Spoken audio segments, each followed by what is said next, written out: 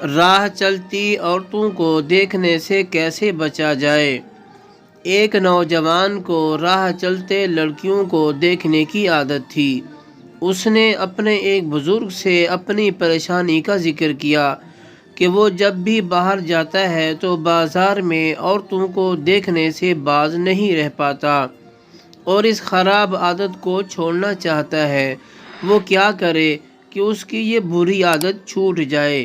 بزرگ نے اسے ایک دودھ سے لبالب بھرا گلاس دیا اور کہا کہ وہ بازار تک ہو کر آئے، اور ایک اپنے شاگرد کو اس کے ساتھ کر دیا اور کہا کہ جب بھی گلاس سے دودھ کا ایک قطرہ بھی چھلکے تو اس کو سرِ عام مارنا۔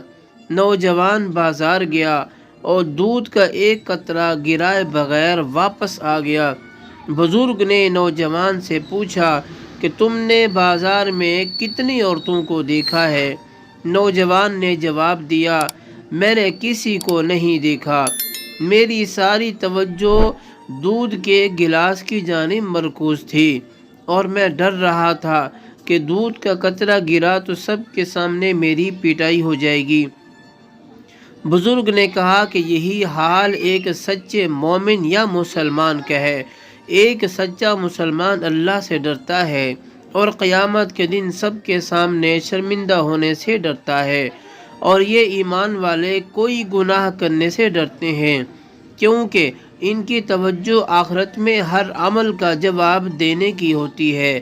اللہ تعالیٰ نے قرآن مجید میں ارشاد فرمایا، ایمان والوں سے کہو کہ اپنی نگاہوں کو نیچی رکھیں اور اپنی شرمگاہوں کی حفاظت کریں تاکہ وہ پاک رہیں۔ بے شک اللہ ہر چیز سے باخبر ہے جو یہ کرتے ہیں۔ اللہ ہم سب کو حرام چیزوں کی جانب دیکھنے سے بچائے۔ آمین ثم آمین۔